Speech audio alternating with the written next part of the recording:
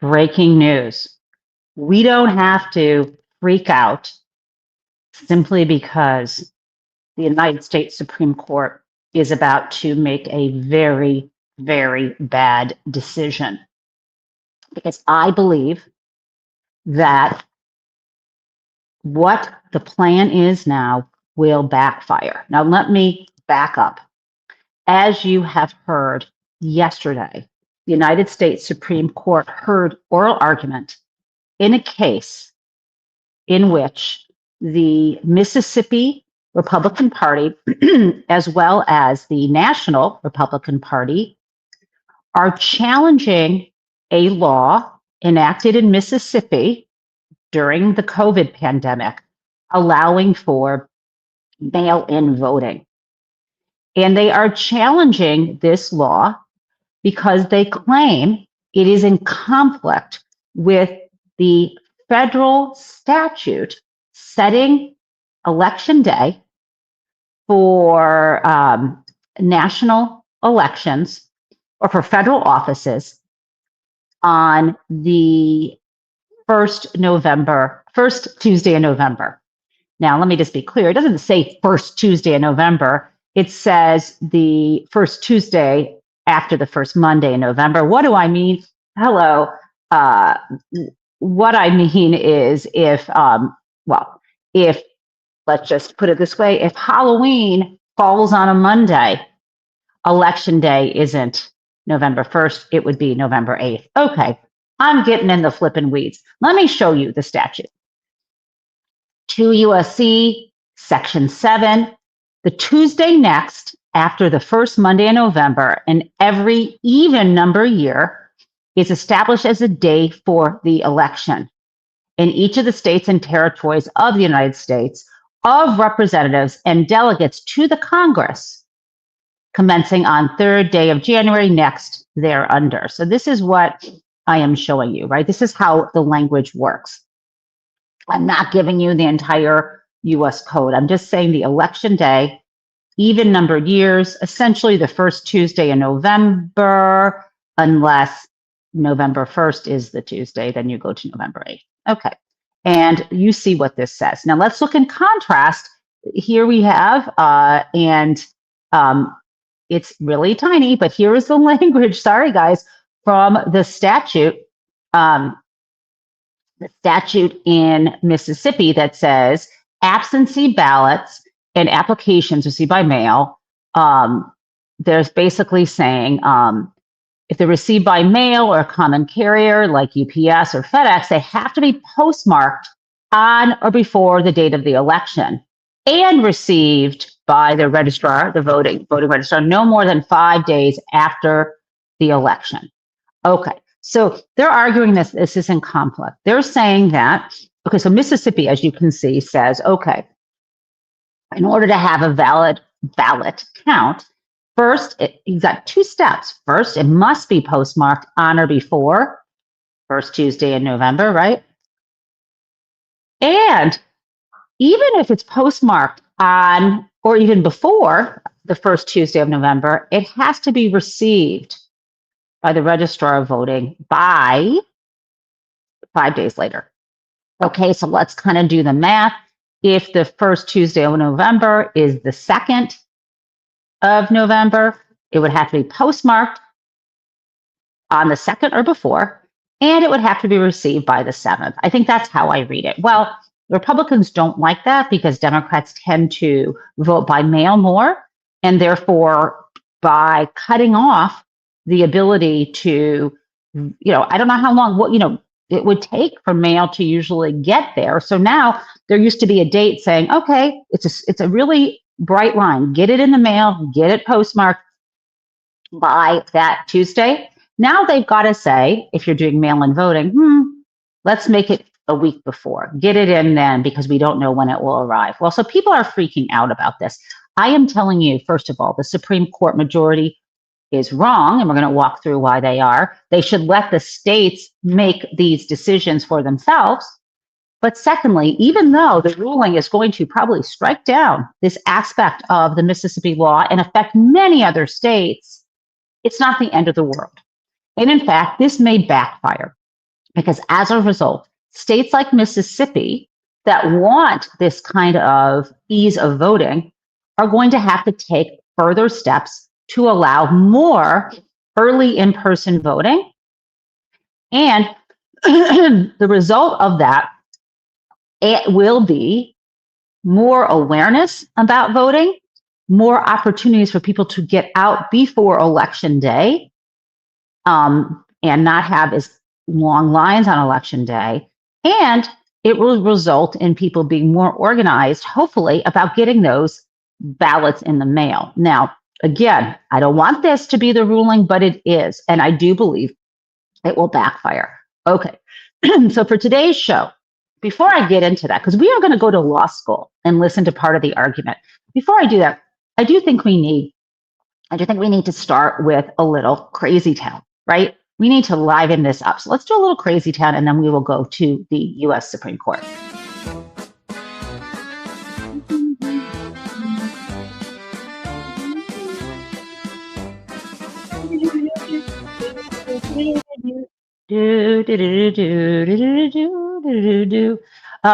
Thank you, Jason, for that music. Jason, I'm waving at you. He has his day off, but he's still watching us. And I also want to thank the entire fabulous mod squad, Deb and AJ. And of course, before the crazy town, as I mentioned in the chat, members of the channel, okay, which include Team Jen and Gen Extra members. You are all, and then anyone else who wants to become a member are invited for this Sunday at 4 p.m. Eastern for us to have our Zoom call. So go on over, if you are a member, go on over to the post area of this website after the show, and you can see a place to sign up, to register for the call, and then I will be emailing folks by Friday the link to the Zoom. If you're not yet a member and you want to join, go join. You'll also see there's a general post for folks that you can see. Go join, and then you'll be able to also access that form. Okay, let's talk crazy town. All this stuff happening at the airports right now is quite a nightmare. In addition to crashes, understaffing of both air traffic controllers, and 4-hour lines for TSA, plus these untrained, undisciplined ICE agents roaming through the airport and standing over the TSA agents who are working without pay, and the arrests and screaming in the airport. Not great. So I want to flash back to a more halcyon time or a more romantic era. Do you remember when Sean Duffy, the Secretary of Transportation, the man who has one job, transportation, making it function smoothly, on time, safely for people, for businesses, etc. What he was talking about early in his term. So last year, let's take a listen to Sean Duffy and his number one concern. We've encouraged people to dress up for the airport, at least to get dressed for the airport. You also went to the airport to do some pull-ups with RFK Jr., Health and Human Services Secretary. There was a... Okay, let me stop there. You're encouraging people to dress up, and you also did some pull-ups at the airport. Do you remember that? Dress up, because the airports are now a Potemkin village. The world is superficial, artificial, just look good. That's Donald Trump. That's a fraudster's method. Snow people with everything that looks good so they don't look beneath the surface. Continue. Maybe gyms being put inside airports. Have you had any conversations with maybe private companies who are willing to invest in some kind of exercise programs at the airport? And will they include showers? Because I have questions about going to the gym at the airport. Oh, Katie, hold on a second. You're going too far.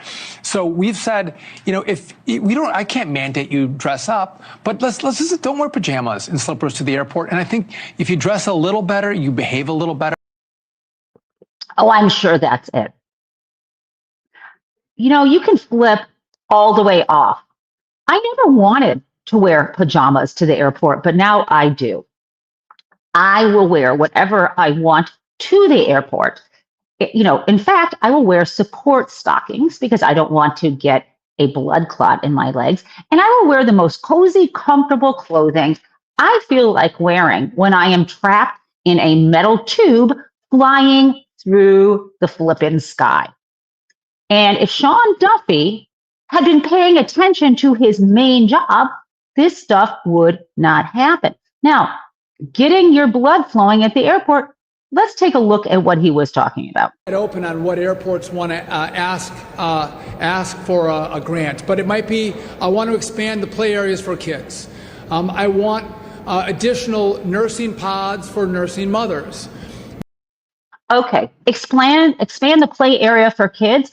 Oh, let's mash that up with having ICE agents in the airport so they can roam the play areas for kids and take your child, separate them from you, and put them in detention in a prison where they're getting sick and dying.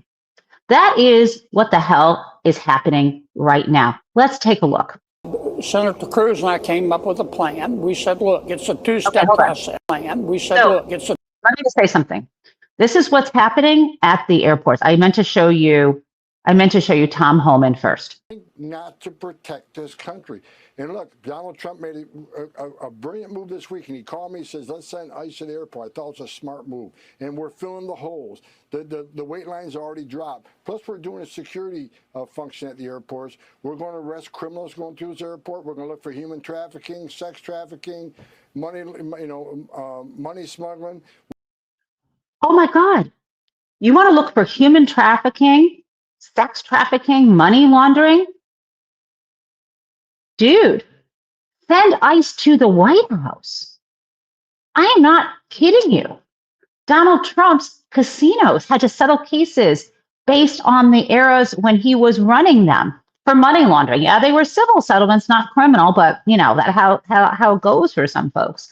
Money laundering, trafficking. I mean, he was involved. They are still trying to cover up and make us look the other way with his participation in child sexual assault and punching a girl who was between the ages of 13 and 15 in the head because she refused to perform oral sex on him. Don't they tell people to scream to fight back? She did. Okay. That's crazy town. That's where we are. Now, let's share, though. Republicans know this is bad for them because it's bad for everybody. No one wants to wait in 4-hour lines. No one wants to go on a vacation with their children or go on a business trip and find themselves being interrogated, roughed up by ICE, or watch that happen to anyone else. And in fact, when we do, it's going to make us more angry with ICE anyway, because we should abolish ICE. Okay, so we have, of course, right now, the reason why Donald Trump isn't funding TSA and the excuse for bringing in ICE is because there is the Homeland Security funding for this budget on hold. And the reason why it's on hold is Democrats are smartly trying to say, we're not going to fund HHS until you strip out this extra money of this, hundreds of millions of dollars that you are, well, first of all, we don't want you to fund ICE at the level that you're planning to, right? We do not want that ICE funding. We want to abolish ICE, and we want them to cut back so again, they want to increase ICE's budget between from about $6 billion to $10 billion annually. And they already had $75 billion brought in. So we're saying, listen, we're not going to fund any of HHS until you, Republicans, decide to stop funding ICE and pull back this $75 billion. Now, Republicans are coming to the table saying, okay, fine, why don't we just fund TSA? Let's make this work. Donald Trump has said no, and his Republican colleagues are calling him out. Let's look at Senator Kennedy from Texas. Senator Cruz and I came up with a plan. We said, look, it's a two-step process. The Democrats have offered to open up everything but ICE. Ted and I said, okay, let's accept their offer.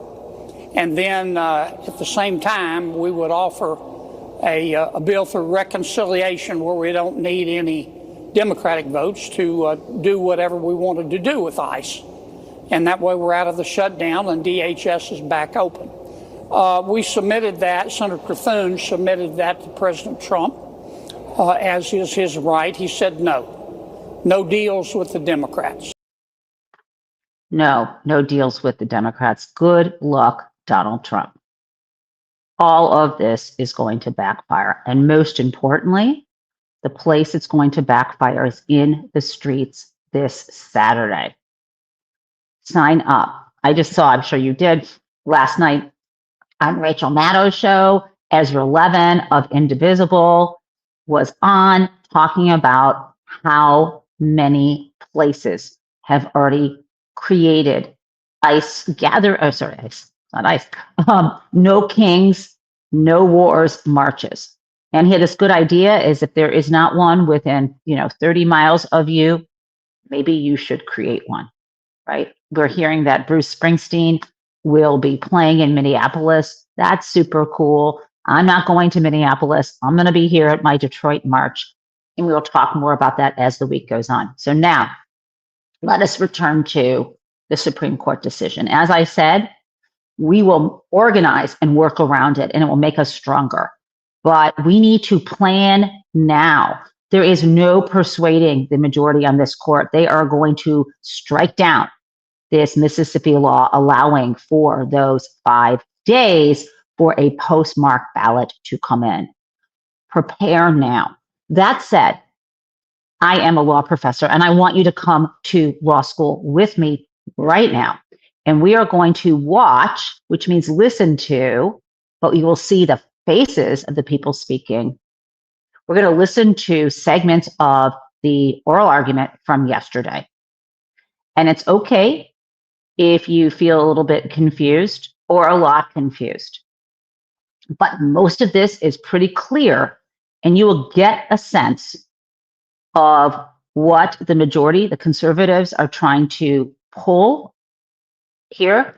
And you're going to hear justices like Sotomayor and Ketanji Brown Jackson who are asking the right questions and are smarter than the rest of them. Let us play this now. Okay, here we go. Mr. Chief Justice, and may it please the court. States have broad power over elections. Throughout our history, they've used that power to change how they hold elections. Nowhere is that change more apparent than in Election Day itself. Congress set the federal election day in 1845. At the time, everyone voted in person. There was no absentee voting. There was no secret ballot. Voters challenged each other's qualifications at the polls on Election Day, and states received ballots on Election Day. Over time, states changed all those practices. They did so as Congress extended Election Day to all federal offices. They've done so ever since. No one claims that in setting the federal election day, Congress blocked most of those changes. The dispute is whether Congress blocked just one change, allowing ballots cast by Election Day to be received after that day. States have allowed that for over a century. Congress has respected it. No one challenged it until now. The question is whether Congress in 1845 blocked that practice. The answer is no. The Election Day statutes adopt a simple rule. States must make a final choice of officers by Election Day. That is the plain meaning of an election. As this court said in United States versus Classic, from time immemorial, an election to public office has been in point of substance no more and no less than the expression by qualified electors of their choice of candidates. Mississippi satisfies that rule. It makes a choice on Election Day. And only that rule respects the last 180 years of state lawmaking. If Election Day must be what it was in 1845, that takes out much more than the ballot receipt laws of 30 states today. It dooms absentee voting, modern methods of voting, the secret ballot, and more. Congress did not adopt that destabilizing view when it simply set the Election Day. The Fifth Circuit was wrong to rule otherwise. This court should reverse. I welcome the court's questions. Just to be clear, you said in your opening statement, sometimes you said the choice has to be made by Election Day, and at other points you say on Election Day, which is it? I think the statewide choice needs to be made by or on Election Day itself when the entire electorate has voted, Justice Thomas. I think voters themselves need to make their individual selections by Election Day. If I give my ballot, mail-in ballot to my neighbor, is that a choice? It's a choice. It's not a final choice that can be recognized in the context of an election. So when do I know whether or not a choice is final?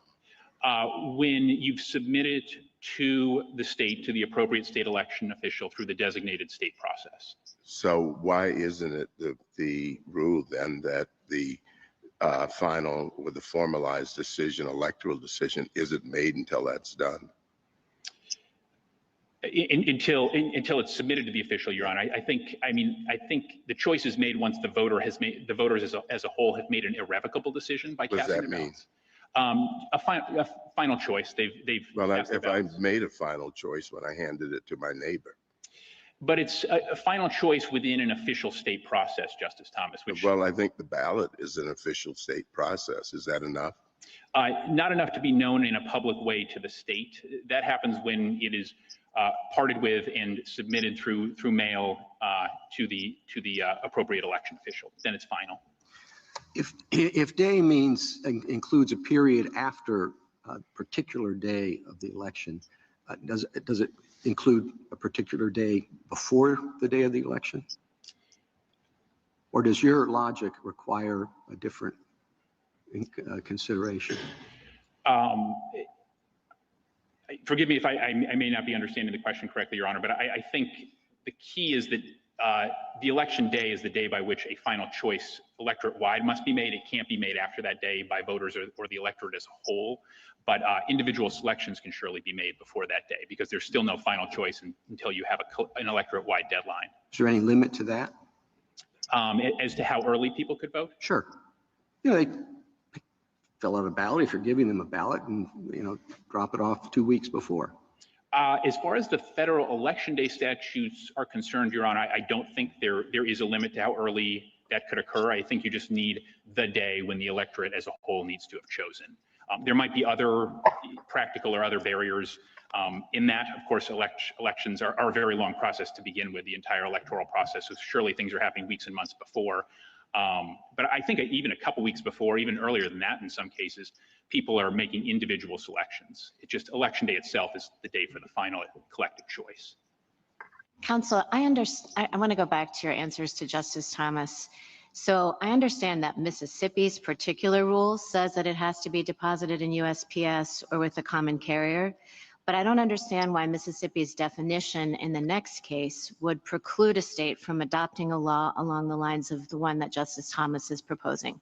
For example, if I have someone in my neighborhood, in my HOA who says, listen, I'm going to take everybody's votes in, what if the state said, that's fine, if you've cast your final vote and you've designated gets to the ballot box 5 days after election day, it's fine. Why does your definition preclude what Justice Thomas hypothesized? Right, and I think, Justice Barrett, the answer is that submission to mail or common carrier is different in kind than, say, submitting it to a relative or sort of a neighbor. What's the difference? They're not government officials. They are impartial third parties that have a duty to deliver what they're owed without altering it. But what about the definition that you're proposing precludes that? Your definition didn't say final as submitted to an impartial third party or final as submitted to a common carrier. You said the final choice has been made. And there are lots of different ways, it seems to me, that you can make a final choice. And you also have the problem of this revocability from the Postal Service, that regulation. So I think, to start with the first part, Your Honor, I mean, I think we're going at a historically recognized form of finality. I think history is helpful in a number of ways. And one way is that as long as we've had mail-in voting, we've for almost as long as that time, we've had post-election day ballot receipt. I mean, mail-in voting, I think in general has been understood as a permissible, unchallenged method. I wouldn't rely on the history if I were you, since you're telling us not to rely on the other side's history. Like, just because it's always been done that way doesn't mean it has to be done that way, which I actually find is a good point in your favor. But then it seems to me that you're flipping back around and saying, well, absentee voting has always been done that way by common carrier, and so that's how we would expect it to be done. Well, I think it says something that for 100 years we've had people voting by mail, and that's been an understood means of submitting a ballot to the state. I think what it embodies, Justice Barrett, is there's an intuition that when you put something through the Postal Service, It's final, it's trusted. It's not like giving it to a kind of a non-official third party. Well, what if a state came up with a law that said so long as a notary, that's official, that's recognized, certified that you cast your ballot on election day and it was delivered later by whatever means, common carrier or not. What in your theory of the preemptive effect of this statute would preclude that law? I think 2 points on that, Justice Gorsuch. One, I think, is that pick your best. Well, I think one's kind of a point in our favor, and one's kind of a point against our friends, which is that there's a finality of submitting it to an official. And yeah, it's been notarized by, well, how about a justice of the United States Supreme Court? Is that official enough for you? I mean, it's pretty official. I don't think it's been submitted. It's pretty official. It's pretty good, Your Honor, but I don't think it kind of hits submission to the state. Ah, okay. Well, I wanted to explore. So that's not submitted to the state, even if it's notarized, and an affidavit was final on the day of, and somebody brings it into the state offices a week or 3 months later. That doesn't count. But if it goes into the mail, it does. What in the statute? What words in the statute would you have us read that rule into? Well, I mean, I think, just to make sure I understand, I think that's fine under my friend's view too, Your Honor. I mean, a notary could be. I'm asking about your view, counsel. Sure. So I think you're saying that's not fine, and I want to understand what in the federal law preempts that. Well, I think number one, I just am not, at least as I'm understanding the hypothetical, it doesn't appear to be submission to the state, Your Honor. It gets submitted to the state 3 weeks later, just not by common carrier. Well, I mean, if what you're saying, Your Honor, is that a notary has been deemed a sufficient ballot receiver under state law, then yes. I think then that's okay too. Okay, what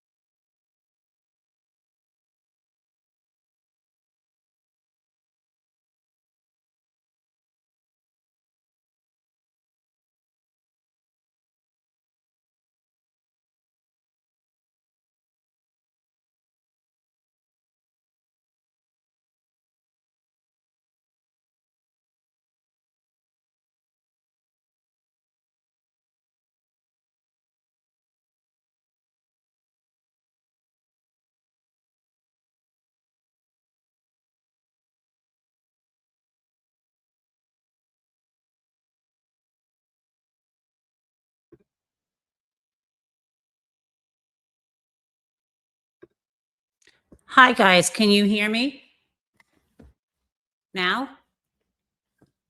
I just want to check if the audio is, yeah, the audio is working. I'm sorry. There was a problem with the audio, and I am going to try to fix it right now. State laws. So now you're saying that is. Hold on. I can do this.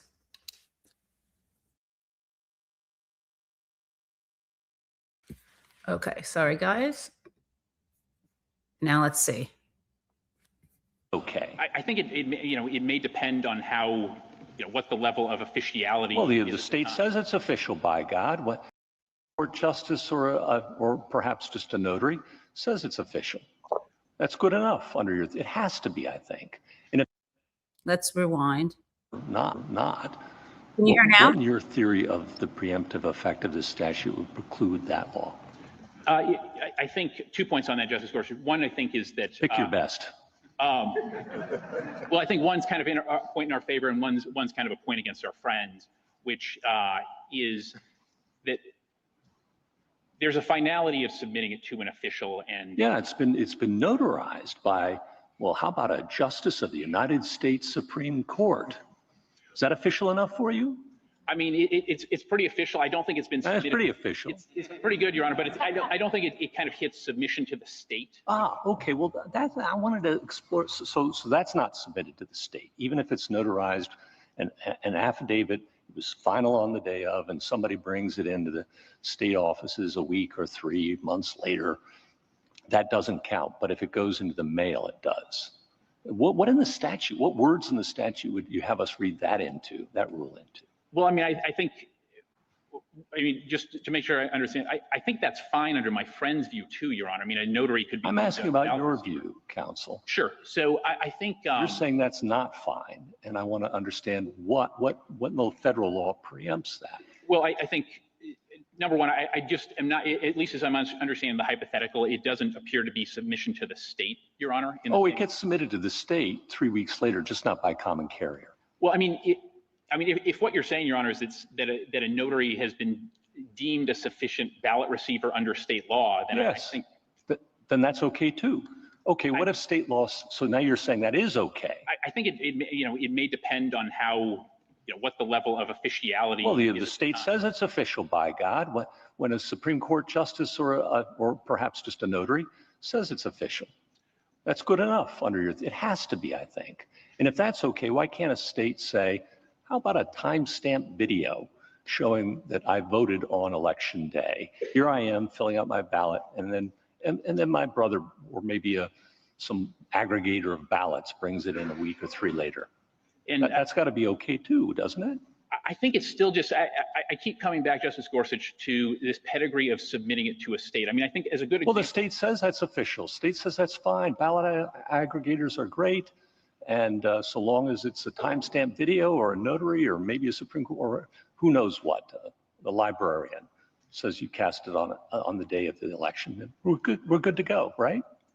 I mean, I do still have some concern that it has not been submitted. Counsel, why are you fighting the premise?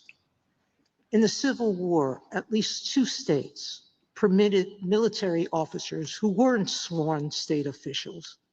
They were federal officials, but not sworn state officials, to accept the ballots and transmit it by mail to the state, okay? And that was in the Civil War, all right? Since 1918, we've had laws like Mississippi. By 1944, 8 of them. Since then, 12 more by 1886. And now half the states permit absentee ballots that are dropped in the mail, correct? No different than in the Civil War. We have no federal law that says that's not okay, for the state to designate someone by whom an official ballot has to be given by election day, correct? And if the state wants to make it a notary republic, if it wants to make it a military officer, if it wants to make it a Supreme Court justice, if it wants to make it anyone, as long as it's done by election day, that's what counts, correct? I mean, I think that's possible. We're not quite asking for that, Your Honor. I really don't. No, you don't, because you're only defending this law, and this law is very consistent with what happened in the Civil War. It's very consistent what has happened for over 100 years. There's nothing in federal law that has prohibited it explicitly, correct? That's right, Your Honor. Well, right. Justice Sotomayor is asking you what I think she intends to be a friendly question, but maybe you want to think about whether you want to go that far. What if the state designates an official of the Republican Party or the Democratic Party who receives these ballots, collects ballots, and fills out an affidavit saying, I received all these and I will faithfully deliver them? Would that be okay? Well, I think it's actually okay under my friend's view, Your Honor. We're not making that ask. I mean, as far as my friend's view are concerned, so long as somebody's designated a ballot receiver, they can be fine. Party boss, party bagman, relative, any of those, so long as the state says you are a ballot receiver, that's fine. The only thing that apparently is not fine is U.S. Postal Service common carrier. And I think that is, a very odd way to read those statutes. Well, the Postal Service is not part of the state, and the common carrier isn't part of any government. That's right, Your Honor. But I mean, certainly we all know the status of the U.S. Postal Service is a highly regulated government entity with certain obligations. Common carriers, in a very similar way, highly regulated with similar obligations. And they give, in both cases, they're imbued with a duty to deliver what they received. And in fact, a duty that's, I think, maybe a good example is the fact that the IRS accepts tax returns, which are obviously highly consequential documents with key timeliness requirements. The IRS accepts tax returns both through the mail and through common carriers. Well, you will accept ballots that are received within 5 days after election day. What is the date that's set as election day, right? That's right. And you have a variety of line drawing problems. So we've been exploring one. To whom and by what means is the ballot to be delivered to the state? But what about the length of time that a state could choose?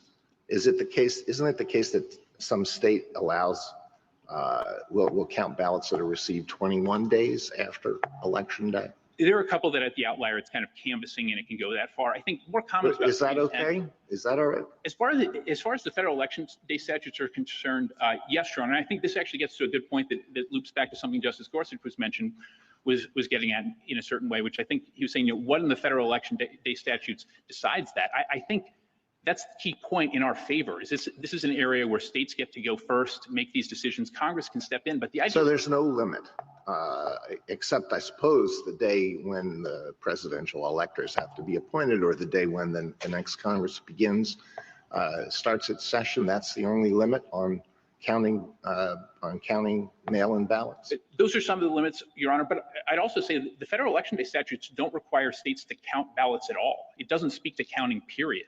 So, I mean, if a state really didn't want not counting, but being delivered.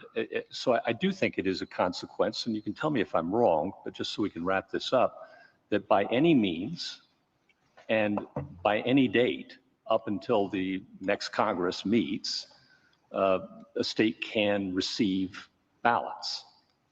I think for congressional races, potentially, yes, Your Honor. I think there are other Title III kind of things that push action earlier in the presidential context.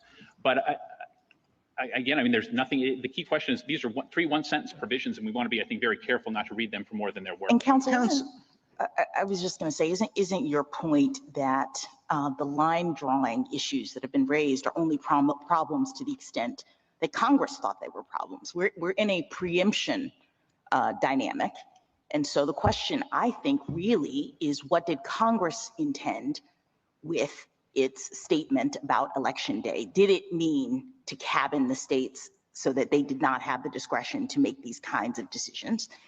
And in addition to what Justice Sotomayor has said, which is we have no federal statute that precludes this, I think we have several federal statutes that suggest that Congress was aware of post-election day ballot deadlines that the states had enacted, and in fact incorporated those in several circumstances. So can you speak to that? I'm talking about UOCAVA, for example, and some other federal statutes that indicate that Congress not only knew this was going on, but then it interpreted and incorporated the state's own post-election day ballot deadlines into federal law.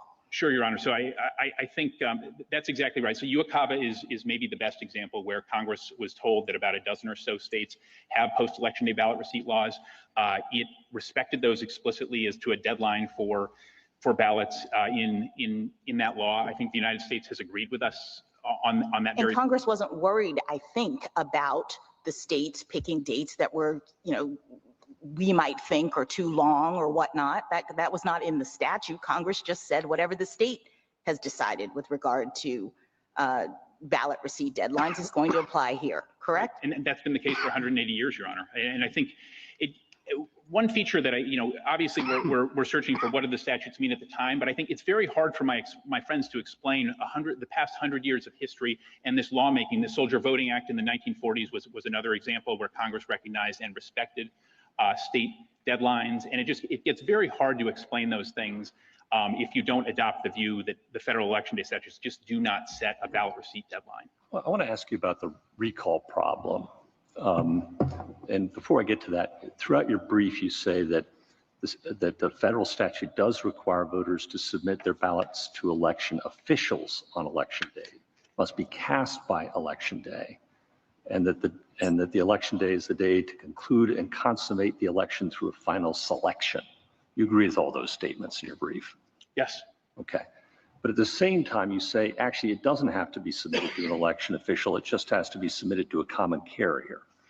And there's a contradiction there that I just want you to first address, and then I'll give you my hypothetical.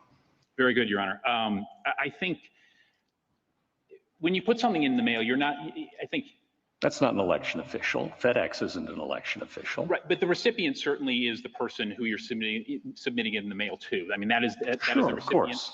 And right, Your Honor. And I think you submit it to FedEx and they deliver it to the election official. But you say it has to be submitted to an election official throughout your brief, but then you say a common carrier is okay.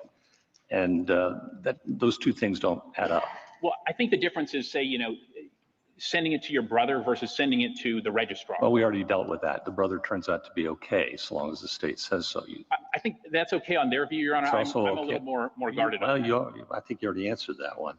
So here's the hypo. Let's say you have a state where a large portion of the electorate mails in their ballots on or close to election day. Not far-fetched. Many states are like that. Then the day after the election, a story breaks that one of the lead candidates engaged in an inappropriate sexual escapade, or perhaps is concluding with a foreign power. Again, not far-fetched, I think. And the competing candidate immediately goes on the airwaves and urges voters to recall their ballots and to tell the common carriers not to deliver them. And many common carriers will do that with anything that you send through them. FedEx, you just call them up and say, I want it back. In that hypothetical, did the election happen on election day? Oh, by the way, it swings the election.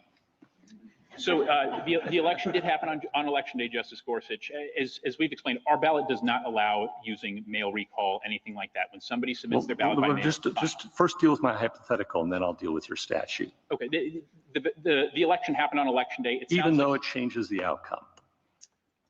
I mean, I think. Yes, it has to be your answer, doesn't it? I mean, yes, Your Honor. I want to be clear about the. All right. We are not agreeing that the outcome can be properly changed in that circumstance. Well, hold on. It did in my hypothetical. You can't change my hypothetical, counsel. And I'm just saying it's unlawful, Your Honor. I don't mean to disparage your hypothetical. I'm just saying that it's an unlawful circumstance because we don't allow that ballot. Oh, in Mississippi. Okay, but that hypothetical could happen in another state, right? I think if the state is not providing that on mailing there's a final choice made, I think that would be a problem with that law under the federal statutes. Now you say your statute, you're different. You admit my hypothetical could happen, but you say it can't happen in Mississippi because recall's not allowed. I couldn't find that anywhere in Mississippi law.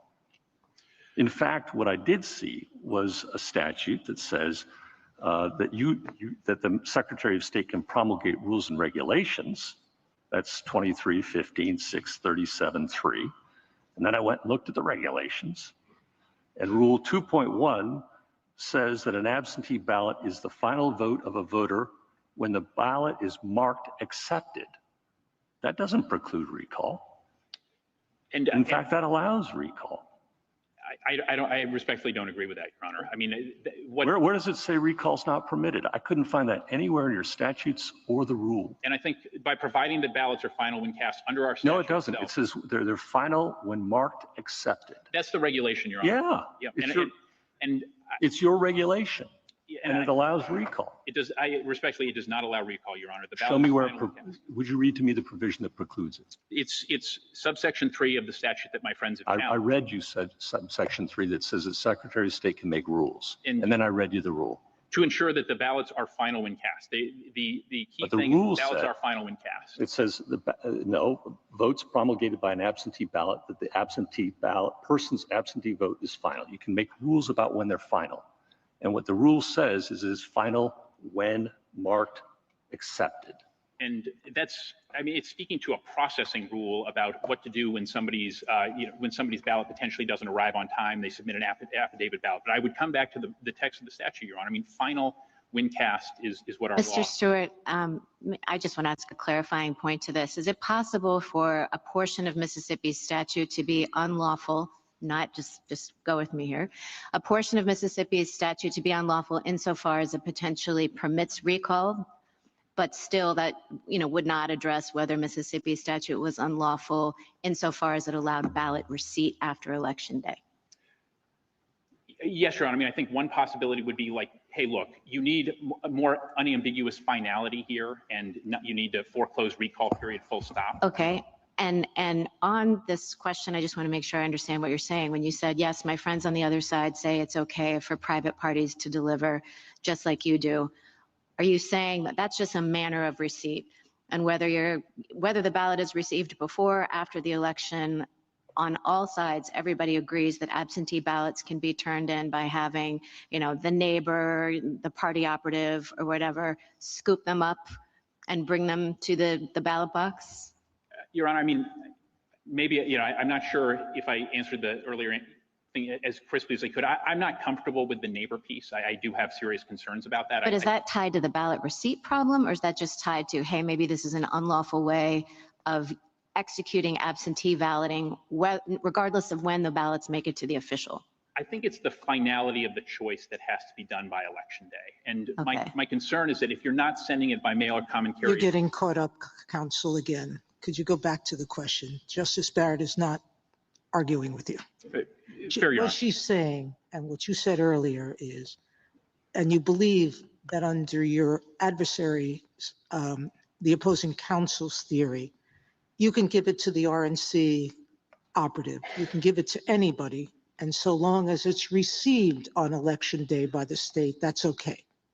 That's what you're saying, your opposing counsel saying. And you saying, the only question before us is if they can designate an appropriate vehicle to transmit the votes, then that's okay.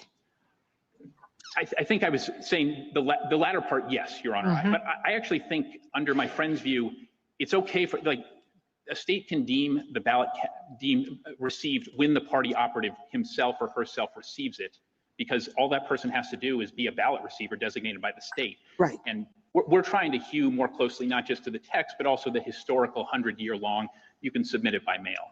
Okay. So, but the bottom line is that states can choose when the final vote has to be counted. The states have discretion over counting. Exactly. Thank you, counsel. Justice Thomas, anything further? Just as a point of clarification, without looking at the subsequent history, what do you think the federal law required as far as the election day? That the voters make a final choice by that day. The way I'd boil it down, Justice Thomas, is choice is critical and unchanging. Method of making that choice is malleable, and that does also explain all the subsequent history. And you don't have to formalize that choice. You do by parting with your ballot and submitting it to the state. Have we had any examples? Justice Alito? Your position does require some difficult line drawing problems, and maybe that's inevitable. But one is the degree of confidence that one must have in the entity or person who transmits the ballot to the state. We've talked about that. One is how long after the election day votes can be received. A third is whether it has to be postmarked. Aren't there 8 states that do not require a postmark for late ballots? There are a number of states that don't require that, Your Honor. I think postmarking is, of course, it's good evidence that something has been timely submitted. That's kind of borne out in the tax context. I think, you know, if somebody were challenging a law like that, it would potentially be a very different kind of a challenge. They'd have to make sort of factual showings to challenge that ballots were not cast by Election Day, but surely not this case. No, maybe it's inevitable that some sort of line drawing decisions like these have to be made, unless the rule is anything goes. You know, states can do anything they want in this area. We don't have a whole lot to go on here. We have the phrase election day, and we have history. If we looked just at the phrase election day, what would we take from that? I think you've been saying we're moving in this direction. We don't have election day anymore. We have election month, or we have election months. I mean, the early voting can start a month before the election. The ballots can be received a month after the election. Well, I think the best way to read it, Your Honor, is that by setting Election Day, the Congress set the final choice day. And that's the key thing, final choice day. What Congress was concerned about at the time was some states making final choices, say a month before other states were making final choices, and the distortions, the fraud, the risks that had. And when everybody's making a final choice on the same day, even if some individual choices are made before then, you're honoring the statutes. And I think Justice Alito, you made this observation, not a lot to go on because the statutes are just not there's not a lot of prolixity there. I think that's a point in favor of deference to the states. You know, if Congress has not spoken to something, especially in this context where states are expressly empowered to regulate these things, that's a big point in favor of letting states continue to do so as they have for a century. Do you think it's legitimate for us to take into account Congress's Congress's passage of the Election Day statutes for the purpose of combating fraud or the appearance of fraud, and some of the briefs have argued that confidence in election outcomes can be seriously undermined if the apparent outcome of the election on the day after the polls close is radically flipped by the acceptance later of a big stash of ballots that flip the election, or I think you got ballots that are delivered by somebody, by a neighbor, and they're received a month after the election, and they don't have postmarks. I think the best way to do it is to honor the statute's purpose, but doing so by respecting the statute's text and animating context. And what these statutes were getting at was not just any kind of fraud writ large in all elections, which no statute could do, but a situation where, okay, state 1 votes, has their election on one day, ends it, and state 2 neighboring has its election 3 weeks later. Because the concern would be, let's say state 1 goes for one party and then state 3 goes for the other party with a huge turnout for that other party. You could have potential fraud. People went across state lines and voted, or you could have the appearance of that sort of fraud, even if it didn't actually happen. Like people just said, oh my gosh, they voted for that person. Big turnout. So I think that's the kind of thing that animated those statutes. Whereas fraud writ large was not a good example. I do think it's notable that my friends with the United States, obviously they've sounded the anti-fraud theme. They haven't cited a single example of fraud from post-election day ballot receipt in this century. Thank you. I'll let my colleagues finish. Justice Sotomayor? Has there been any history of voter recall in the mails in Mississippi? You say the law doesn't permit it, but has there been any history of it? None that I've ever heard of, Your Honor. I mean, this isn't something that was raised until the appellate reply briefs, and nobody cited a single example in history of it. All right. And I understand Justice Alito's questions about the policy questions of what will create discomfort or not. But the Constitution vests the issue of elections in the states unless superseded by Congress, correct? That's right, Your Honor. So if there is a policy question to be had, the entities to decide that are the states and Congress, not the courts, correct? That's right, Your Honor. And absent a law in federal law that suggests that absentee ballots must be received by a certain time, there's no explicit requirement of that, correct? Right, Your Honor, or even implicit. And the implicit, we have the military acts that since World War II at least, and the Civil War, I should go back that far, have permitted absentee ballots to be received long past Election Day, correct? We have a very long history of that, Your Honor. Exactly.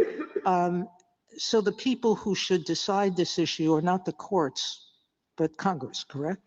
Right, Your Honor. I think the states and Congress. That's right, Your Honor. And as I was mentioning in my colloquy with, I believe, Justice Alito earlier, I mean, that's kind of the structure of our system. States go first. If Congress doesn't like it, it overrides. And as I think Justice Scalia said for the court in Arizona Intertribal, we respect what Congress said as far as it went, but no farther. And that's kind of the history of voting and election law in the country. One last question with respect to history. History is informative of what's been permitted by Congress, because what we're looking for is what understanding Congress had with respect to elections, correct? That's right, Your Honor. Yeah. All right. And it doesn't talk about the receipt of absentee ballots after elections at all. So we look to the history of whether Congress has accepted it, correct? I think that does help here, Your Honor. All right.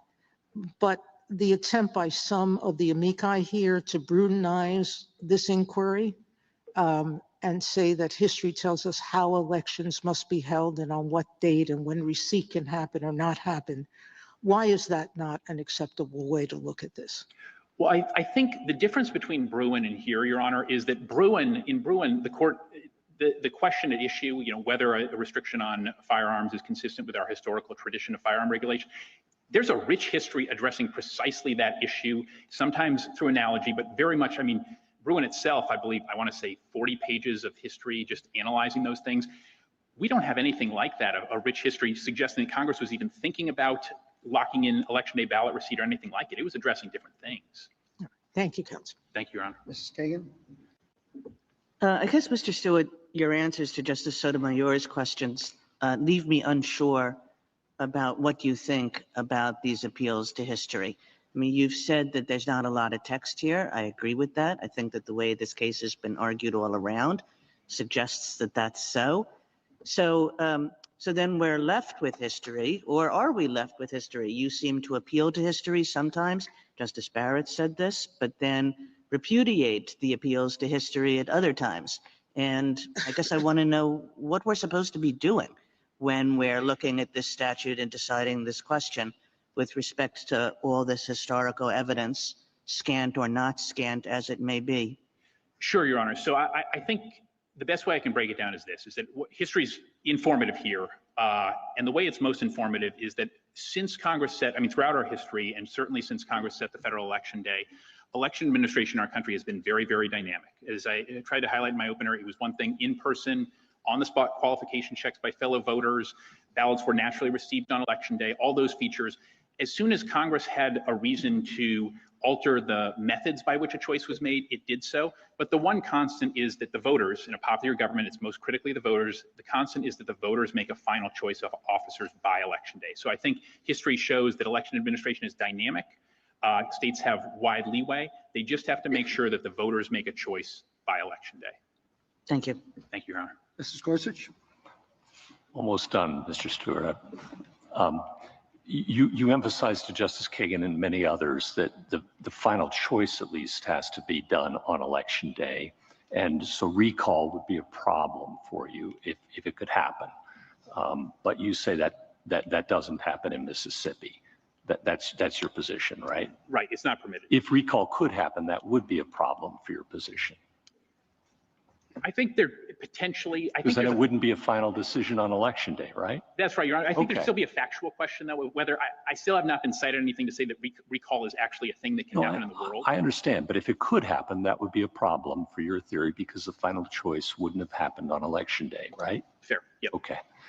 So you say Mississippi prohibits it. We've been through whether that's the case or not. Very good. But let's say it did. Let's say there was a law prohibiting recall. How would it ever be enforced? Because how is a state to know? And how is even a common carrier carrying an envelope to know whether that is a ballot that needs to be recalled? And who are you going to prosecute? Well, I think it could be enforced similar to other voter things. I mean, in our state, there are notarization and affidavit requirements, signing things. I think one of the, if it were critical for the voter to say that there will be no recall, the voter could say, I hereby commit that I will not attempt to or recall this package in any way, shape, or form. They could just add that, sign it. I take the point about proof problems, but I mean, gosh, Justice Gorsuch, I mean, violating state election laws in a state that really is anti-fraud and really takes wide measures to enforce its laws, that would be quite a thing for a voter to do. Well, in my hypothetical, which you say is unlikely, to swing an election and all of that on recall, but as soon if history teaches anything, scant or not scant, it's that as soon as something's allowed, it will happen eventually, right? And so somebody that my hypothetical happens and everybody recalls it, their ballots. I'm just not sure what recourse the state would have against people who violated its anti-recall law. I mean, if people are, say, recalling things through a common carrier, there's going to be some record that they recalled those things. A state. How's the state ever going to find out about it? I mean, I think the same way. You're going to go prosecute individuals? I mean, Your Honor, I'd say, like, if somebody is lying in an affidavit that they're not going to recall something, I mean, if people are doing that with impunity, we have quite a problem. But it is a problem that the state can address and enforce. I just don't know how they'd ever find out about it. I mean, I think obviously, some crimes are harder to find out and prosecute than others, Your Honor. But I think it's still, I mean, people can do things, try to like tamper with ballots, all that sort of thing. I think it's just still a matter of respecting the statute. Thank you. Thank you, Justice. Justice Kavanaugh? When did Mississippi switch to this method? 2020. In 2024, added common carriers. And why? It was first because of the pandemic. I don't know that there's necessarily an answerable why as to the 2024 one in a clear way. And the other side makes a point when we're looking at history, to the extent historical practice is relevant, that it only became widespread to allow it to be mailed by Election Day in more recent years, and that the predominant approach was to require receipt by Election Day throughout the historical practice you cite until very recently. How are we supposed to think about that? I mean, I think it's the same way to think about, I think the broader history of election law is when states have kind of seen a problem, they've adapted and adjusted, often in the direction of making sure that more votes can be counted. I mean, that was obviously a big thing when absentee voting started to become a prominent thing. certainly we cared for much about our history of people showing up in person, but we realized that was very difficult from people away from home, and that we wanted to, kind of widen the tent and make it so that people could vote. And I think perhaps another realization, even though we've had UCAVA for 40 years, Justice Kavanaugh, is that for military voters in particular, this is a perennial challenge about making sure that they can actually get their ballots in on time. I mean, that's perhaps why UCAVA voters in particular are a very popular group for post-election day ballot receipts. Would you say that the states that require receipt by Election Day are disenfranchising voters? No, you're not. They're not, Your Honor. I mean, a reasonable ballot deadline does not do that. I would asterisk just, there are the practical barriers for those overseas military voters. But for the citizens who are not within that class, you would not use the term disenfranchisement to say it has to be received by Election Day, November 3rd, rather than, I guess it would be 5 business days, November 10th. You would not use that term to describe that, correct? I would not. Correct, Your Honor. And then picking up on Justice Alito's questions, Professor Pildes and others have said that late arriving ballots open up a risk of what might destabilize the election results if the apparent winner the morning after the election ends up losing due to late arriving ballots. Charges of a rigged election could explode. The longer after Election Day any significant changes in vote totals take place, the greater the risk that the losing side will cry that the election has been stolen, end quote. And my question is, my questions. One, is that a real concern? Two, does that factor into how we think about how to resolve the scant text and the maybe conflicting or evolving history here?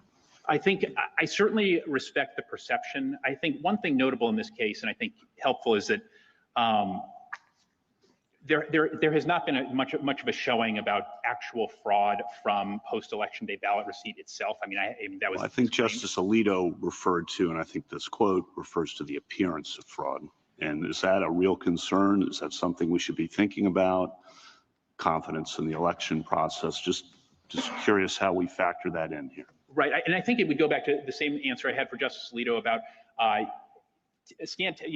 simple text, straightforward text, and respecting the limits of that text, and looking at the animated history. I think it was the double voting fraud concern. I don't know that people have that particular concern. I think,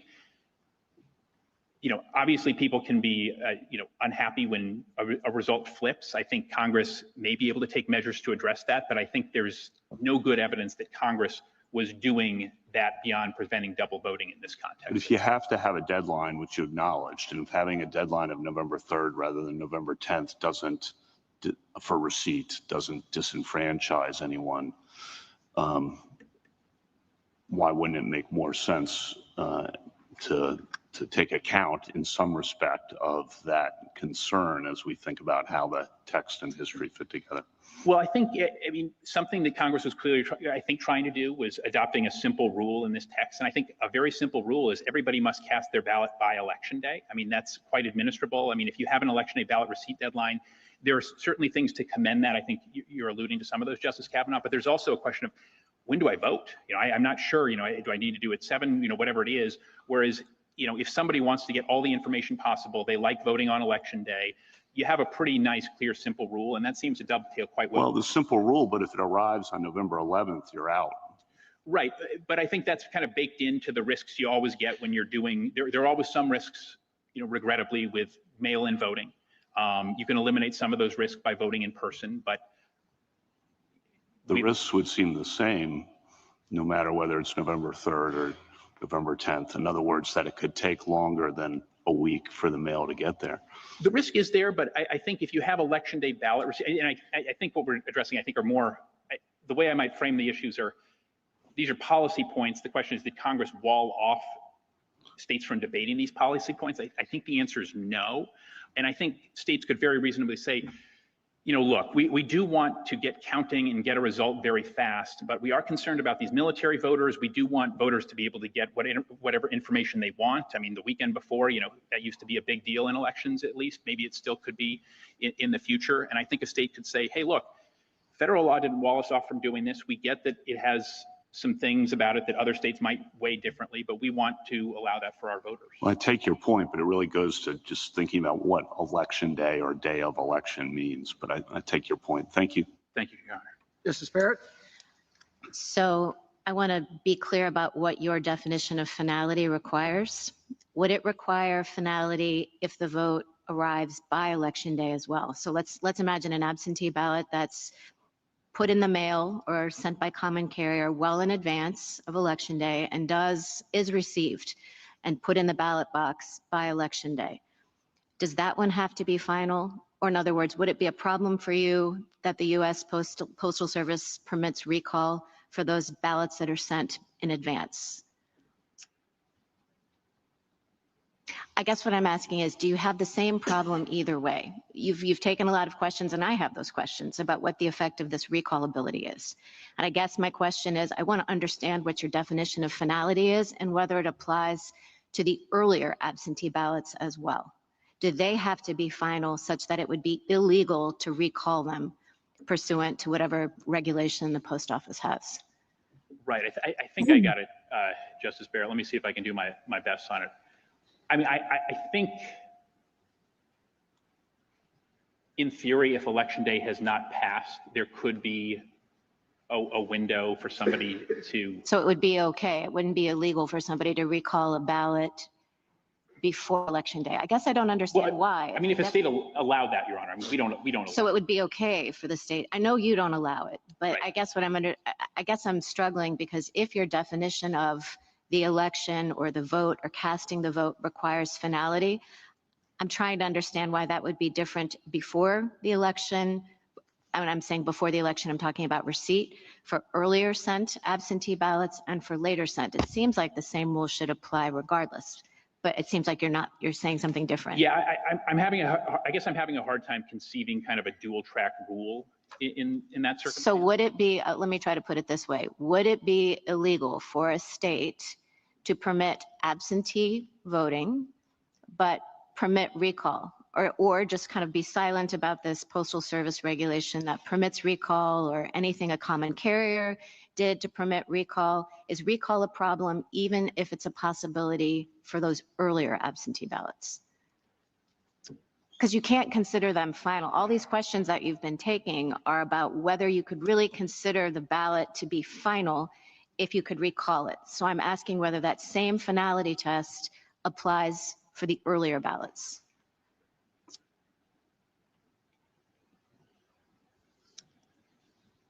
And I'm not sure, Your Honor. I mean, I guess I just keep coming back to, you can't recall or change your vote or make. And that's true no matter when you send it. I think, I mean, certainly in our state, and I think that's right, Your Honor. But I mean, as a matter of the federal law, it just seems to me that your definition has to be consistent, and it sounds like you're changing it for the earlier absentee ballots and saying finality has some kind of different force for the later received absentee ballots. Right. Well, I think a state has to do whatever it would need to do to guarantee that on election day, all ballots, every cast vote is final and cannot be recalled. I'm having. But it doesn't have to be final at the time it's sent. Because it's okay to recall it if you send it 2 weeks in advance and you change your mind. That's not a problem.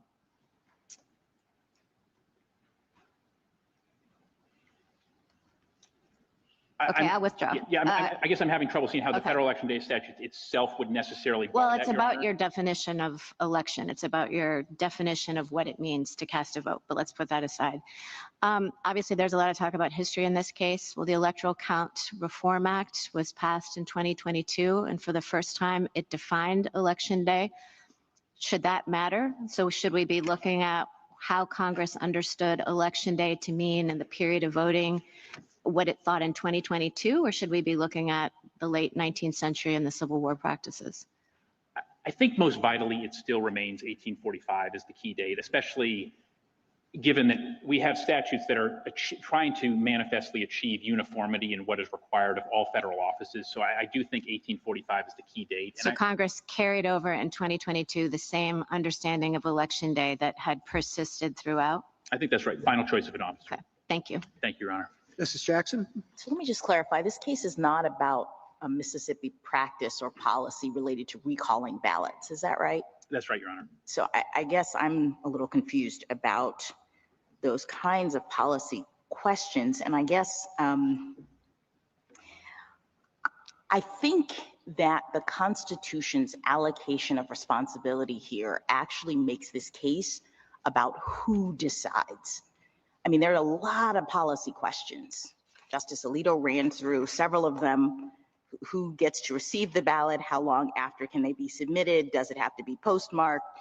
I suppose we can add, is recall allowed, et cetera, et cetera. But the question, I think, is whether Congress has precluded the states from making those calls, drawing those lines. And your position, as I understand it, is no.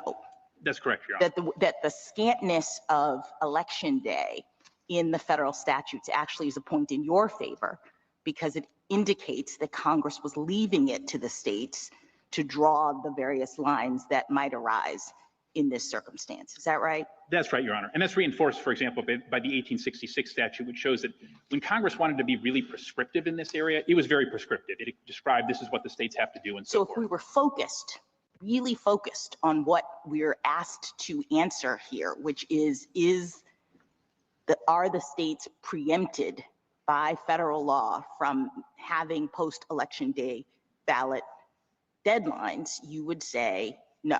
No, Congress just didn't decide that. Let me ask you about the history with respect to Bruin. I guess I'm not sure I understood your answer to Justice Sotomayor.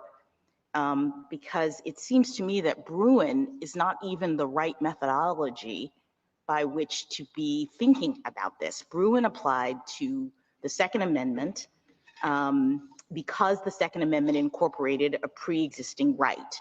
And the point of the history and tradition test was to try to evaluate the contours of that right. We don't have that dynamic here. We're trying, I thought, to figure out what Congress meant when it included Election Day in its federal statutes. So it seems odd to me that the suggestion that the limitation on our understanding of Congress's intent is somehow tied to the state's practices. I think that's right, Your Honor. I think the other thing, I think the point I'd emphasize is that the idea of embodying a pre-existing right confirms that there's something very much unchanging. And the thing that we know about election administration, it is very much been changing throughout the course of our country. It's been changing throughout the course in a way that undermines the notion that there was one consistent practice, first of all, or that Congress's law, the meaning of Election Day in the federal statutes somehow was tied to what the state's practices were about that. I mean, I think this is your original point, that there were lots of different practices. And so to the extent we're saying, oh, you could only look at Election Day in the federal statute to mean exactly what the states were doing back at that time, this imperils a lot of different things, not just post-Election Day ballot deadlines, right? That's right, Your Honor. And I mean, the only way to explain all of these changes is to read them in line with plain text and the limits of history, which is to say election is a final choice. I mean, otherwise you have to do what my friends have to do, which is, hey, look, we're going to pick out the one practice from these 19th century codes that we like, ballot receipts, say that's what an election is, and just ignore in-person voting, qualification check on the spot by fellow voters. And that's just not sound history. Can I ask you one final thing about the amicus brief from the Society for the Rule of Law Institute? Because I found it very interesting and I didn't really know what your view of it was. That amicus brief focused on the Electoral College and Congress's setting it up, back in 1787, with the understanding that the casting of votes can happen on a particular day, and the receipt of those votes by election officials can happen on a different day. And in fact, the way the Electoral College is set up, I think at the time, Congress permitted in 1792 about a month to elapse between the casting of votes, which, by the way, it called Election Day, and the receipt of the votes by the electors submitted them to the President of the Senate up to a month after. So I think that's, to the extent we're worried or thinking about historical evidence, that seems to me to be pretty significant and compelling historical evidence of Congress's understanding of what was required by Election Day versus the receipt of those ballots at some subsequent point, correct? Yeah, I think that's well stated, Your Honor. The other thing I'd tie it to in the same amicus brief, and I think the amicus brief does a nice job of tying into this, is that the key thing is choice, choosing. The Constitution refers to choosing, choice, those kind of verbs, and that's why that sort of thing is allowed. And the choice is made when you cast your vote under the electoral process system, when the electors cast their vote, right? Right. And that is distinguished. I'm just trying to make clear that the casting of the vote and the receiving of the votes historically have been conceived of as two different things that can actually happen at different times, right? I think so, Your Honor. Thank you. Thank you, Your Honor. Thank you, counsel. Mr. Clement. Mr. Chief Justice, and may it please the court, all agree that elections for federal office have to end on the day of the election specified by Congress. And all agree that you can't have an election unless you receive ballots, and there must be some deadline for ballot receipt. Nonetheless, Mississippi insists that ballots can trickle in days or even weeks after Election Day. That position is wrong as a matter of text, precedent, history, and common sense. Mississippi all but concedes that the original public meaning of election included both offering to vote and the receipt of that vote or ballot by election officials. And of course, the key distinction between voting and an election is that an election involves the combined action of voters and election officials, as this court underscored in its decision against Foster against Love. And of course, Mississippi insists that at the time these statutes were passed, ballot receipt and the casting of the ballot were so inextricably intertwined, no one would have thought of one without the other. That seems to me to be a damning admission, but it also ignores the advent of field and proxy voting in the Civil War and the enormous efforts that states went to ensure that all of the ballots, whether by proxy or by field vote, were received by Election Day. In the state's view, all of those Herculean efforts were for naught or were entirely gratuitous. Now, the state's position actually works even worse as a matter of common sense. If somebody in Gulfport the day after the election asks, is the election over? The common sense answer is no, it's not. The ballots are still coming in. And if somebody asks who won, the truthful answer is we don't know yet. The ballots are still coming in, and they may trickle in for weeks or months. And in fact, they may trickle in for weeks or months with or without a postmark in differing ways in differing states. That reality gives the lie to the idea that we have a uniform national election day. I welcome the court's questions. How would you define the day of election? I would say that the day of the election is the day when it's the last day in which all the ballots are cast and they are received into official custody. So how would you treat early voting as compared to late reception of votes? So I would say, I think the best place to look for a treatment of early voting is the Kreisling decision by Judge Kleinfeld in the Ninth Circuit. Because after Foster against Love, there was a suggestion in Foster against Love that maybe early voting is a problem. He rejected that claim based on two things. One is the distinct history of early voting, and the second is the idea that was explicit in this court's decision in Foster against Love that Election Day is the date of consummation. So I would say under our theory, early voting is permissible, largely because it has a different history and because of this idea that the Election Day is the date where the election is consummated. Would you spend a few more minutes on, or at least a little bit more time on the voting during the Civil War? There was some suggestion that that's an example of late reception of votes. And I think in your intro, and was my thinking, that it was not, that proxy voting was a way to make sure that the vote occurred on Election Day as opposed to afterwards. Well, not surprisingly, Justice Thomas, you were exactly right. So proxy voting is the thing that happened in the Civil War that is most analogous to absentee voting. And the thing that is most striking is I think 5 states had proxy voting. Every one of those 5 states required the votes, the ballots, to be received by election officials back home by Election Day. Now, that's an incredibly inconvenient thing that was done in the Civil War to ensure the ballots were received by Election Day. And under the state's view, they didn't need to do that. Now, it's really no different in the context of field voting because there were like maybe a dozen states, if you're not going to count the Confederate states, there are about a dozen states that did field voting. Again, every one of those ensured that the ballots were received into official custody by Election Day. And of course, most of the states went to enormous efforts to replicate the machinery of the ballot box and everything else in the field. And some variation in that, but the one thing that didn't vary at all was the ballots had to be received into official custody by Election Day. And just one last thought on this Civil War practice.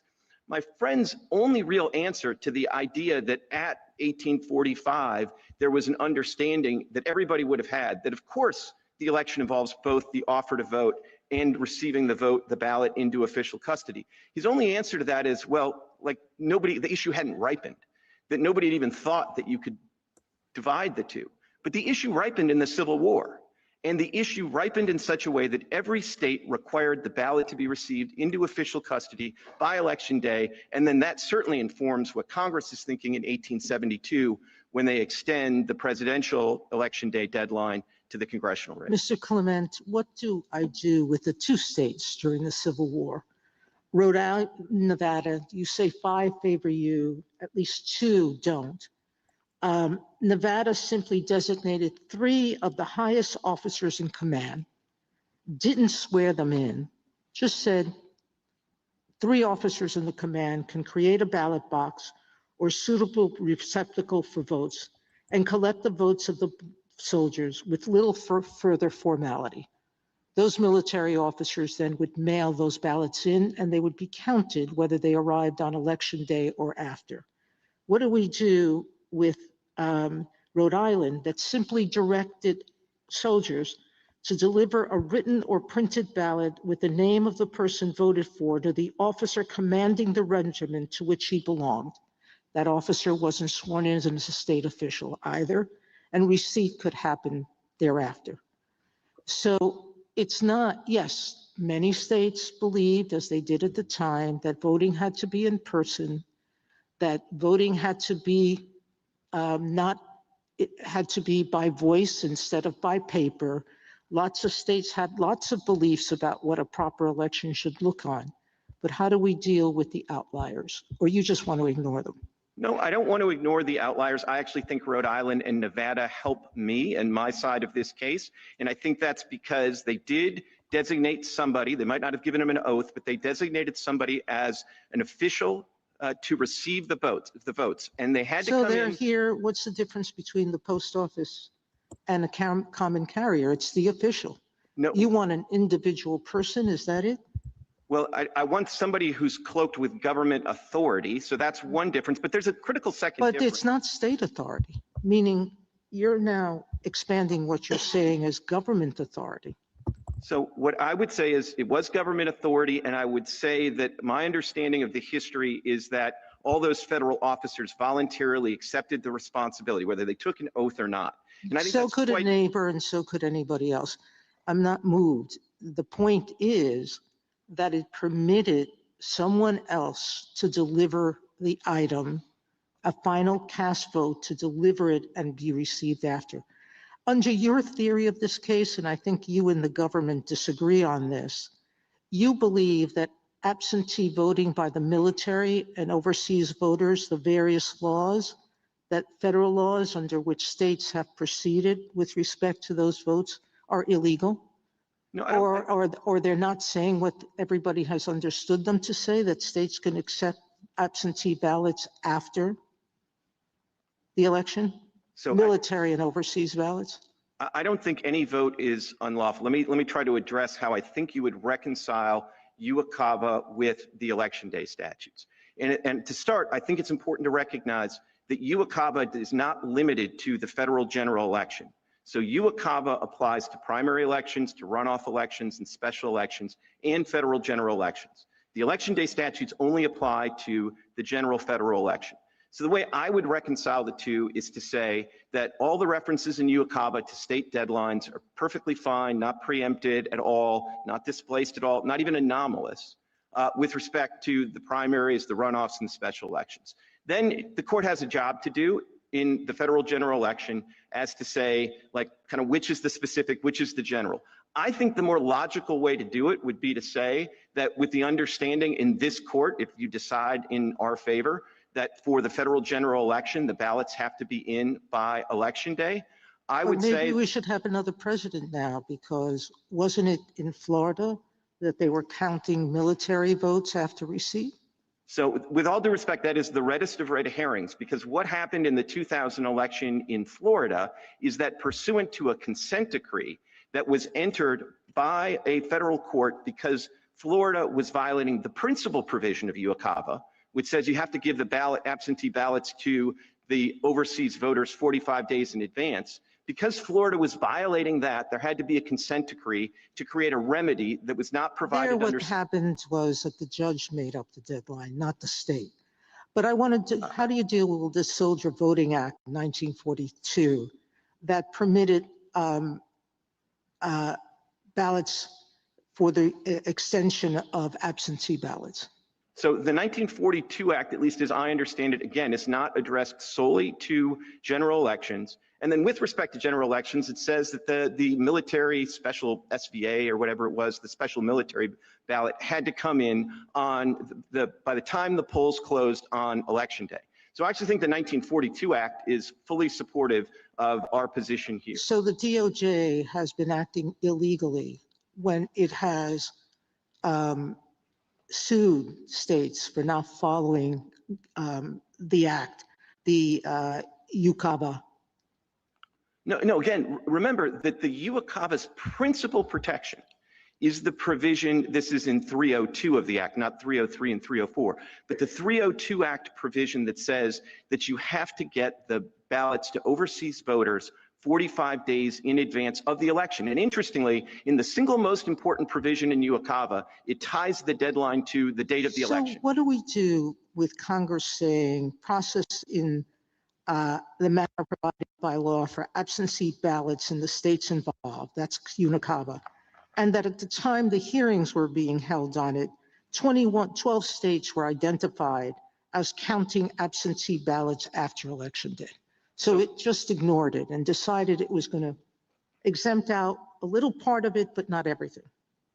With respect, Justice Sotomayor, that's why you have to remember that UCAVA is not focused only on the federal general election, which is the only thing where Congress has specified a federal deadline. So it makes perfect sense. But does that help you or hurt you, the fact that it is broader? I mean, it's broader in the way that you describe. It applies to all of these different elections, but it doesn't make the distinction that you are making. It says with respect to all of them, state absentee ballot deadlines should apply. You're encouraging us to treat the general election differently because you interpret Election Day with respect to the general election statute to have a defined time as of Election Day. But that is not what this statute appears to be doing. So I think it helps us, and I think it helps us because to the extent you're concerned with those references to state election deadlines, they're inevitable. If Congress is going to address anything other than the general federal election, it has to refer to the state deadlines for receiving ballots because there are no federal deadlines for any election other than the federal general election. If that's true, Mr. Clement, you would think that Congress would say, you know, with respect to the deadlines, that there's no separate federal requirement, X rule, and with respect to the deadlines that there is a federal requirement, Y rule. But it doesn't do anything like that. It treats them all of a piece. And we know that for many of these elections, states were setting their own deadlines, and Congress, in passing these statutes, didn't suggest any kind of distinction between those elections and these elections. So, Justice Kagan, as with almost every statutory question that comes to this court, Congress could have made it easier. They could have done all that, and they didn't. And I think you just have to reconcile. But so what do we take from that? I mean, it seems what they took from that is that they thought that this state function of setting ballot receipt deadlines was something that was a state function. And that's what they took from it. And so they wrote the statutes this way, where with respect to all elections, the states were setting their own receipt deadlines. So I don't see that in the text. That doesn't seem even logical to me. I wouldn't think the one place we were going to especially defer to the states with respect to the federal general election deadline is with overseas and military voters, where the interests of the federal government are probably paramount. But I just want to be clear about this. If you read the statutes different and want to reconcile them the way that the SG does, we have no objection to that. We just think the better way to read these two statutes is to reconcile them in the way that we do. And that would have one benefit, which is don't forget that in at least 20 states, they take the election day ballot receipt deadline seriously. So if you simply say in this case that election day ballot receipt deadline is true of all 50 states, then every overseas voters, every military voter is going to be treated the same. And they'll still have 45 days to get their ballot in. And one other thing just about Mississippi in particular, Mississippi has provisions in its election code that specifically accommodate overseas military voters and overseas voters. And it's not the ballot extension deadline that we have challenged here.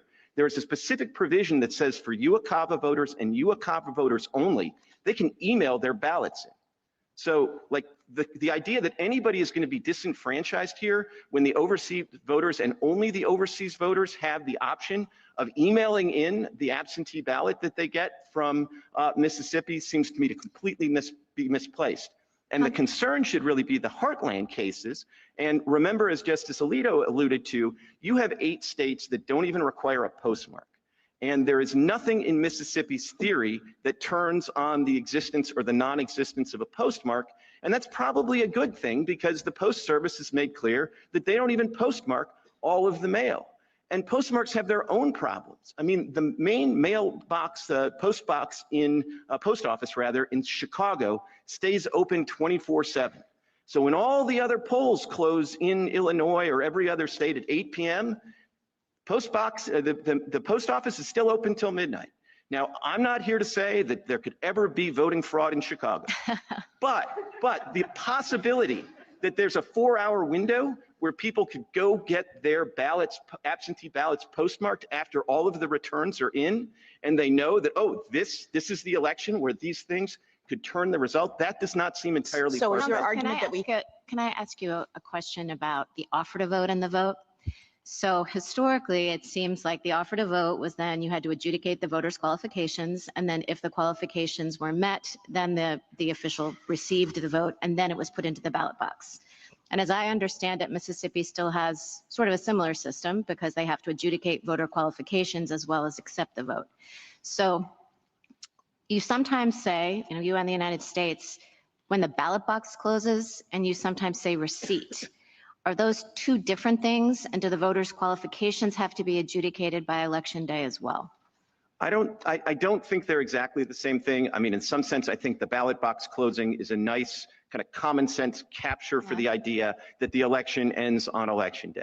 Now, I think with respect to the voter, the qualifications challenge rather, most of that is solved in the current system by registration requirements, which they didn't have historically.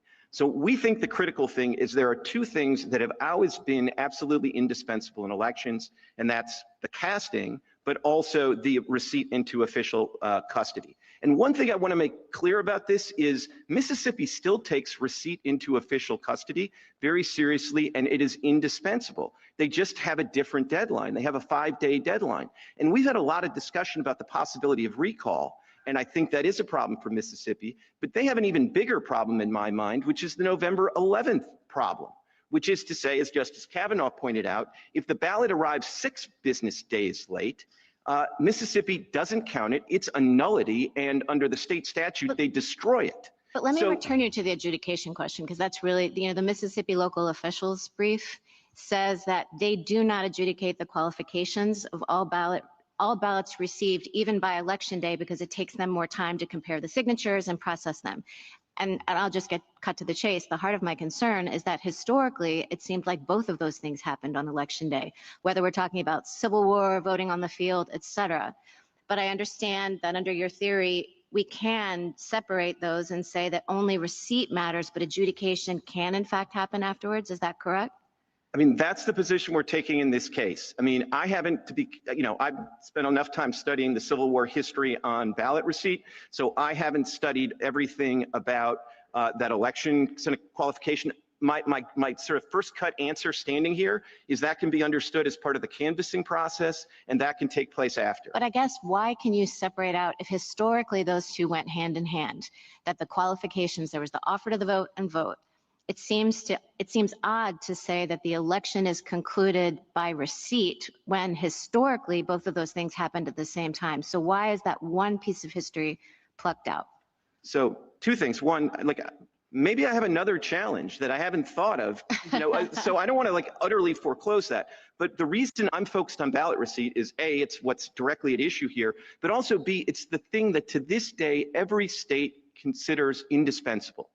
No state, Washington is the one that lets 21 days go by, but no state says that you don't have to have a ballot receipt deadline at all. And under Mississippi law, it's not, despite what they want to tell you, the ballot is not final when it's submitted. The ballot is final when it's received by election officials within 5 days. And you can have all the certifications that this was before election day and I have it notarized. And if it comes in on the 6th business day, this is the November 11th problem. What the state does is they treat it as a nullity, and under the state statute, they direct it to be destroyed. So the ballot doesn't become final just when it's submitted. The ballot becomes final when it is submitted, and under Mississippi law, it is received into official custody by the registrar within 5 business days. That's finality under Mississippi law, and our humble submission is finality should take place on election day. Thank you, Counsel. Justice Thomas, anything further? Justice Alito?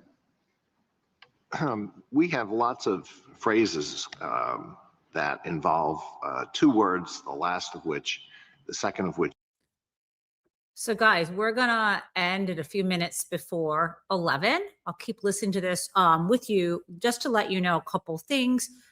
First, we had we had the Solicitor General for the state of Mississippi defending their law. Then we had Paul Clement representing, I believe representing the RNC. And then John Sauer, remember him, we'll talk next. He was asked to come in and attack the law as well as a sort of friend of the court. Okay, and then after that, there'll be rebuttal. Okay, so I will leave and I will continue playing this. And again, there's a link in the chat if you want to watch more of it after the show ends. Day, Labor Day, Memorial Day, George Washington's birthday, Independence Day, birthday, and election day. And they're all particular days. So if we start with that, if I have nothing more to look at than the phrase election day, I think this is the day in which everything is going to take place, or almost everything. And then we have 3 points in time, 1844, 1872, 1914. And we can ask, what would people have thought on those days is meant by this phrase election day? Which of those should we choose? Which of those dates should we choose? Well, I think you could choose any of the three. I mean, honestly, I think the single best one, if you're just going to choose one, is 1872. And the reason I say that is because 1914 is the latest in time, but that's the one that Congress gave the least thought to, because it was right after the 17th Amendment. They just said, yeah, whatever the rule is for the House of Representatives, we'll use that for the Senate. Okay, so in 1872, someone sees election day, and maybe they start with the idea, okay, it's a particular day, and then they say, but I remember the Civil War. And a big exception was made. There were different practices in the Civil War. It wasn't everybody going to a particular polling place and voting. So what then can we take from that? Should we just take from that, well, this was an incredible national emergency where extraordinary measures had to be taken. What should we take from that? What would an ordinary person have thought election day meant in 1872? I think they would have said that's the day by which, at a bare minimum, the ballots have to be cast and received into official custody. And I think they would have, to the extent they were thinking about the Civil War history, I think the thing that would have impressed them is that even at a time of great national emergency, every one of the states insisted that the ballots be received into official custody by election day, whether by proxy or by field voting. Nobody said, well, you know, it's a civil war. Let's give them a month. Nobody said that. And people literally went into harm's way in order to do field voting, and they all did it by election day. That seems to me to powerfully reinforce the idea that in 1872, if you told anybody, hey, all this means is you got to cast your ballot, but the state can receive it for up to 21 days later with or without a postmark, I think they would have thought that you were talking about a different country. Well, let's take the last of the days, 1914. My understanding is that Maryland departed from your position a couple of years after that. Did anybody say at that time, wow, Maryland is violating the election day statute? I mean, I don't know that they did in 1918. I don't know all the details of that. I think actually the first couple of these statutes that my friends try to count really are something different, which is they really allowed you to sort of vote in one district by election day and then have that election official give it to another election official. So I don't think some of those count. What I would say, though, is in 1944, Montana passed an extraordinary law that tried to extend the ballot deadlines for ballot receipt. And they did it in World War II, and they did it for the best of intentions. And in the Maddox case, which the parties cite in the briefs, it's this kind of extraordinary case where the Republican Party and the Democratic Party of Montana both joined forces to go to the Montana Supreme Court and said, is this law lawful? And the Montana Supreme Court said it's not lawful, it violates state law, but they also said it violates the federal law specifying election day. Okay, thank you. Justice Sotomayor? But the rule of decision was based on state law in Maddox. What is it? I disagree. I mean, you can all read it for yourself. I mean, I know my friends on the other side say that. I've read the case like seven times. In DC, I vote by going to a ballot box that's on the city streets, all over the city streets. Is that receipt by a state official? I just go to the ballot box, it's locked. I don't know and don't remember if it's time-stamped or not, but the city, I don't even know if it picks it up before Election Day. It certainly picks it up at some point. Is that legal under your theory? I think that's compliant with the federal election. Why? There's no state official who has received it. A ballot box has received it. It's official state custody. And I think it's important to remember that when ballots come into official state custody, and this is true under Mississippi law as well, at that point, the state treats it very seriously and establishes a chain of custody. I mean, if you want to look at in the petition appendix at Mississippi statutes, the provision so that we're different. It's different for you in kinds because a military officer like Rhode Island and Nevada during the Civil War, even though they were federal officers, not sworn in the state, they were official enough. Is that it? It was official. An empty a ballot box with no person next to it is official enough. But the Postal Service is not. The Postal Service is not. I don't know all the details about what Nevada and Rhode Island did. I'm actually not even sure the Nevada statute was ever implicated because Nevada didn't become a state until the Civil War was basically over. But in all events, I think the statute that's issued here is worth reading. If you look at 89A of the petition appendix, I mean, they go to Mississippi once it's in the ballot box. And this is true of the absentee ballots that are received within 5 days. They go into lockdown. The registrar is told to record the number of ballots in the box at the end of every day. They are specifically treated essentially as to have a chain of custody to ensure that if somebody alleges there was monkey business in this election, they have a clear record of chain of custody that can show no, there was not. There's nothing like that when you drop it in the mailbox. There's nothing like that when you use FedEx. And I don't know, like, I mean, you know, they say it's illegal to recall your ballot, but the post office allows you to do that. The FedEx allows you to do that, as Justice Gorsuch indicated. I don't think there's any way the state would even know it happened. We have a state government official lawyer telling us on behalf of the state how to read their laws. Where are we on an issue that was forfeited below and not raised below are going to assume to the contrary now? It was raised below. This was raised in the reply brief in the Court of Appeals. When my friend referred to it not being raised till the reply brief, I assume he was referring to in the Fifth Circuit. But it's in the Fifth Circuit decision, so it's properly before this court. Justice Kagan? Mr. Clement, I'm wondering what you make of the 2022 amendment, because that pretty clearly suggests that voting can take place not just on a day, but in a period. And what are we to make of the fact that Congress just a few years ago said there's a period of voting and we're fine with that? So to me, the most sort of striking thing, if we're talking about the same statute, the Electoral Count Reform Act, ECRA or whatever it is, to me the most striking thing is there's one change to the federal election day statute in particular, and it creates a possible exception for force majeure events. And I would view that as the only exception that Congress created. Yeah, but when it looked the at this. exception for force majeure events assumes a baseline of a period of voting. It talks about a state modifying the period of voting for those special events. But the baseline is that the state has a period of voting, which it then modifies for force majeure events. So I think that this is not like some special exception.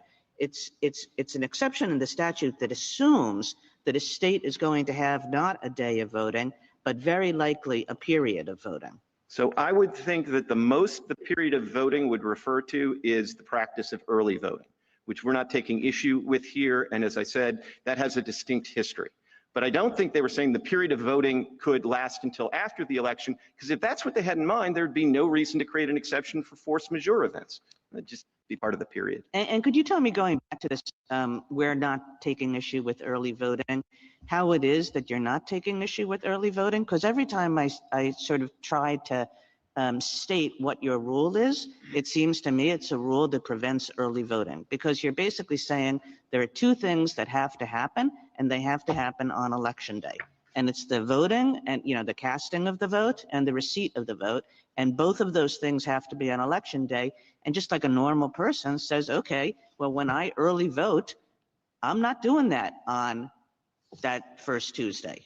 So I get why an ordinary person would think that, and for what it's worth, like a couple of ordinary people read your Foster against Love decision and thought, whoa, this gets rid of early voting. And they brought challenges in the Ninth Circuit and they brought challenges in the Sixth Circuit, and all those challenges were rejected. They did it right in the wake of... Let me suggest to you that they were rejected because it just seems inconceivable that on the basis of this kind of evidence, we would reject these practices that are so entrenched in 30 states. But the problem still remains is that your theory would have us reject them. No, I don't think it would. And I mean, it's my theory, so I'll tell you what it is. These things have to be consummated by election day. I'm not making that word up. It's not the word I would make up if I were making up words. But it's the word that this court used in Foster against Love. So that's where the theory comes from? It comes from the word that this court used in Foster? Yes, and that was a word. I mean, don't look so, because a word that we used in Foster is the premise for your being able to separate Mississippi's law from every early voting law in the world, even though your basic theory should say that the early voting laws are also verboten? No, with respect. I mean, I said two things when I first answered this question. The differential history. And I think it's worth reading Judge Kleinfeld's opinion on this. It's a Kiesling case in the Ninth Circuit because he goes through this in quite some detail, and he admits there's actually a pretty good argument based on the text and Foster that early voting is problematic. But he nonetheless, even though he thinks it's a pretty good argument, comes to the conclusion, not because he thought it was crazy, but because the history is different, which was marshaled in that case in particular, and Foster talks about everything needing to be consummated by election day. And I don't think it was just a random word. It's trying to explain the unanimous decision in Foster against Love, which says, there was voting and there was receipt of ballots, and the problem was it all happened a month too early. Thank you. Justice Gorsuch? On early voting, I just want to see if I've got it right. Both sides agree that there needs to be a final decision by the voter and receipt by election day, correct? Well, I don't think so. I don't think they agree with receipt by election day. Receipt by somebody. Okay, if you're going to, I'm going to do that. The reason I trip up on that. I know, but just okay. Sorry. This is. I'm just trying to make sure I understand. There needs to be some final decision by the voter and receipt by somebody by election day. On that, I think you two agree. I think the disagreement is receipt by whom. And for you, it's an election official. And for your friend on the other side, it could be my neighbor. Is that a fair summary of your views? Because it seems to me you both agree that the final decision needs to be made by election day, which both of you therefore would permit early voting. So I don't disagree much, but what I would say is my friend's position is a little bit more nuanced than that, because he thinks that sort of selection and submission to the somebody is before election day is a necessary condition. But it's not sufficient because Mississippi law cares very much about receipt by the registrar.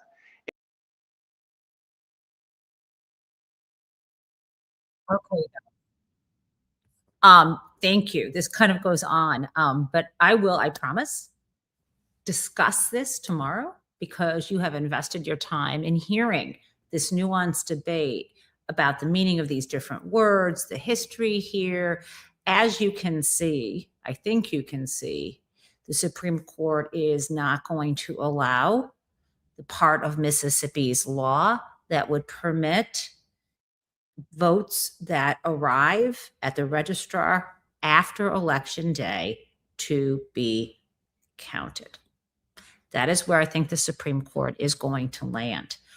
Where I also think they're going to land is to either not discuss at all or make clear through how they articulate this that early voting still works. I will see you tomorrow morning. And thank you for this participating in this longer sort of law school episode. Ciao, everybody.